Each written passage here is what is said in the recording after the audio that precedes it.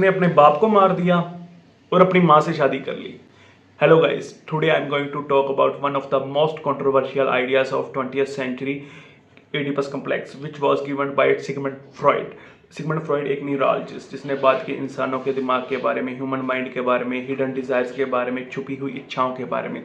उसने बोला कि एक इंसान कुछ इच्छाएं छुपा लेता है क्योंकि उसे डर होता है अगर वो इच्छाएं जाहिर हो गई या किसी के सामने आ गई तो सोसाइटी उसे बाहर निकाल के फेंक देगी।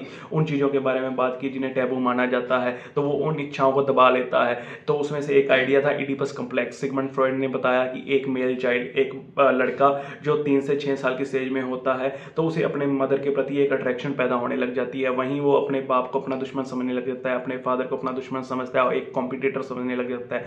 उसे लगता है कि जो अटेंशन और प्यार उसे चाहिए वो उसके फादर को मिल रहा है, तो वो उसे अपना दुश्मन समझने लग जाता है। अब देखो ये इडिपस कम्प्लेक्स आया कहाँ से। देखो सोफोक्लिस ने एक ट्रेजेडी लिखी इडिपस रेक्स। उसमें एक कैरेक्टर जो मेन प्रोटैगनिस्ट था इडिपस, वो जब पैदा होता है, जिस राजा के घर में पैदा होता है, तो वहाँ एक भविष्यवाणी की जाती है कि जब ये इडिपस बड़ा होगा तो ये अपने फादर को मारेगा और अपनी मदर से शादी करेगा। तो इस डर के चलते वो दोनों राजा रानी उसे कहीं बाहर छोड़ आते हैं और दूसरा राजा उसे अडॉप्ट कर लेता है। बट धीरे धीरे जब वो बड़ा होता है तो एक दिन वो एक आदमी से मिलता है, तो वो उस आदमी से उसके आर्गूमेंट होते हैं, तो वो उसे मार देता है और उसकी जो वाइफ थी उससे शादी कर लेता है। पर लास्ट में ये पता चलता है कि जिस इंसान को उसने मारा था वो उसका फादर था और जिससे उसने शादी की है वो उसकी मदर थी। तो वो भविष्यवाणी सच हो जाती है और ये सिगमंड फ्रॉइड ने ये आइडिया वहीं से उठाया है इडिपस कम्प्लेक्स का। आई होप आपको ये चीज़ समझ आई होगी।